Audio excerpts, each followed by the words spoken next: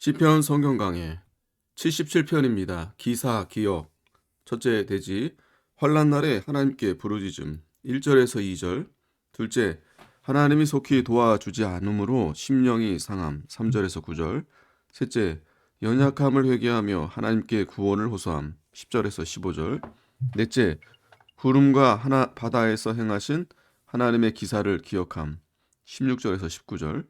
다섯 번째, 자기 백성을 인도하신 하나님 20절입니다.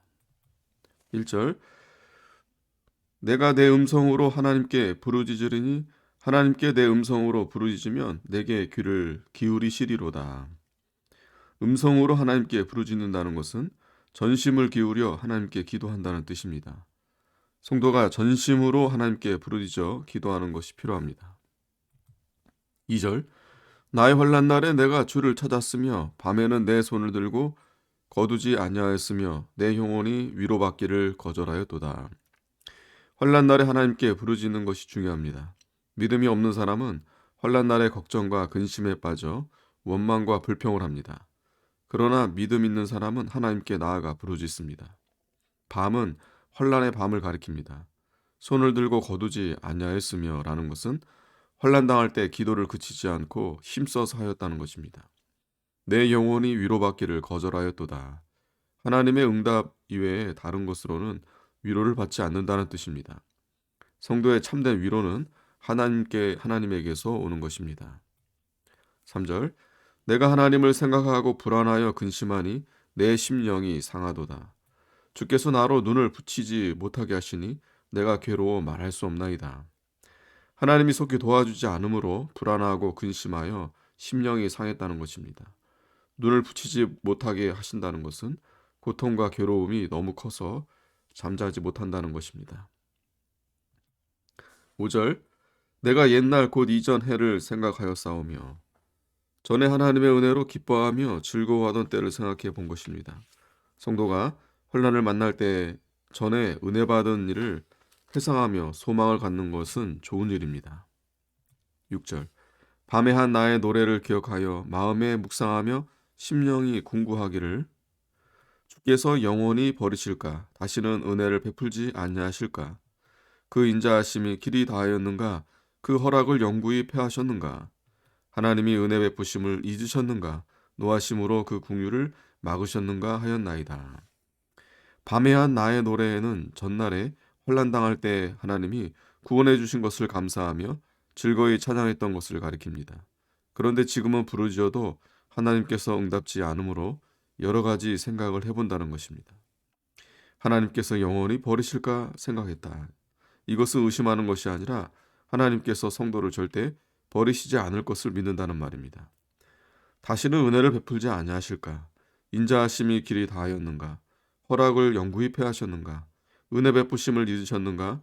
노하심으로 궁유를 막으셨는가 하고 마음에 생각되어 연구해 본 것입니다. 이것은 낙심하는 말이 아니고 의심하는 말도 아닙니다.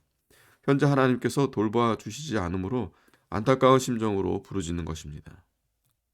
10절, 또 내가 말하기를 이는 나의 연약함이라 지존자의 오른손에 해 곧 여호와의 옛적 기사를 기억하여 그 행하신 일을 진술하리이다. 이는 나의 연약함이라. 6절에서 9절의 사실을 마음에 생각했던 것이 자기의 연약함이었던 것을 깨닫고 회개하는 말입니다.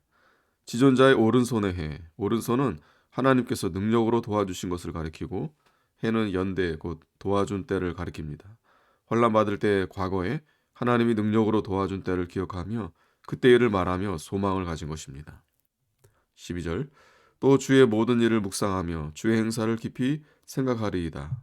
하나님이여 주의 도는 극히 거룩하시오니 하나님과 같이 큰 신이 누구오니까. 과거에 주께서 구원해 주신 일을 묵상하며 하나님이 행하신 모든 일을 깊이 생각해 본다는 것입니다. 주의 도는 극히 거룩하시오니 이 세상에는 하나님의 진리처럼 거룩한 곳이 없고 우주 만물 가운데 하나님보다 더 큰 신이 없습니다. 14절, 주는 기사를 행하신 하나님이시라 민족들 중에 주의 능력을 알리시고 주의 팔로 주의 백성 곧 야곱과 요셉의 자손을 구속하셨나이다. 과거에 하나님이 기이한 역사로 이스라엘 백성을 구원하셨다는 것입니다. 주의 팔은 하나님이 택한 백성을 위하여 역사하시는 면을 말합니다. 요셉 자손은 이스라엘 자손 중에 특별히 요셉 자손, 여기 말한 것은 요셉 자손을 여기 말한 것은 요셉이 제일 먼저 애굽에 들어가서 다른 여러 형제를 애굽으로 인도했기 때문인 것 같고, 또 그의 아들 중에 에브라임이 북쪽 이스라엘 나라의 대표이기 때문인 것 같습니다. 16절, 하나님이여 물들이 주를 보았나이다. 물들이 주를 보고 두려워하며 깊음도 진동하였고 구름이 물을 쏟고 궁창이 소리를 말하며 주의 살도 나갔나이다.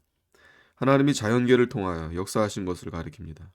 하나님이 물을 통하여 역사하신 것은 노아 홍수와 이스라엘의 출애굽 때 홍해를 건넌 일과 같은 것입니다. 물들이 주를 보았나이다.